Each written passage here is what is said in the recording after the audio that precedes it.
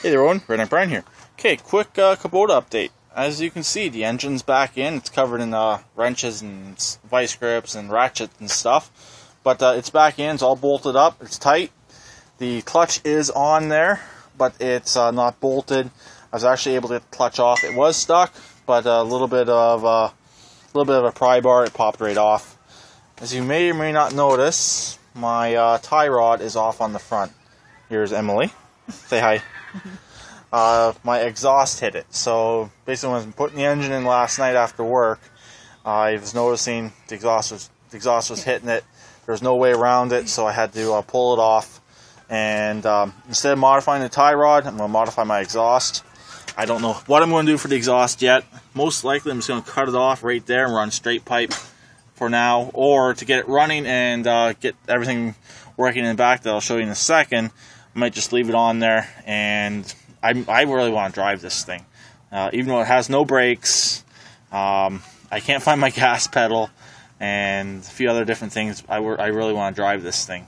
So I want to see what it will do. So I might just chop the exhaust and run it straight pipe. We'll see. Or I'm going to look through my supply of mufflers and see what I have. So now let me show you in the back. So you can see the Jackshaft is in. I did the Murray Mayhem belt measuring technique. The front belt is a 75. The back belt is a 32-inch.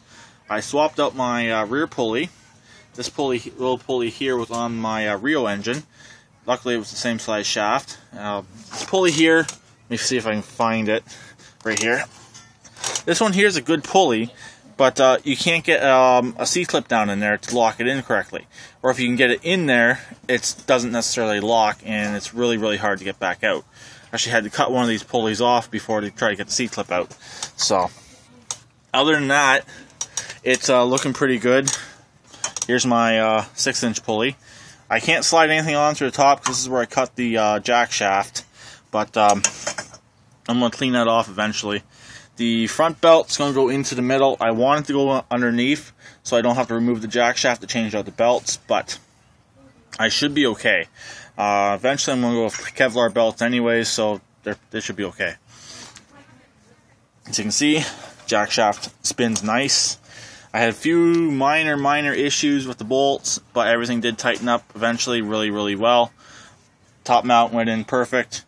I was going to flip them around, have one way on the very bottom. I could still do that. I may do that tomorrow, just so I have a little bit more room in the middle. So right now, they're both sitting in there upside down. Also, for ground clearance, that's why I wanted to put everything into the frame, so everything's all hidden. So if I do go off-roading a bit, even though I only have maximum of really 6 inches of ground clearance on this thing, if I ever do go off-roading, I'm not going to whack my jack shaft. So, other than that, it's looking pretty good. I tested my shifter. My shifter should work out. It should just clear my pulley. It might rub on my belt on reverse. I'm not sure yet. It's pretty close. So, other than that, it's looking pretty good. I gotta find a new front tire. I went to go put air in it, and it turns out it has a pin-size hole in it.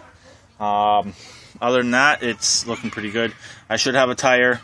These are the originals off the Kubota. I don't know if I want to use them. They're in pretty rough shape. They are tubed, but they're pretty well junk. So I guess that's pretty much it. I'll talk to everyone later. Please keep it redneck like always, and don't get your antlers stuck in your steering wheel.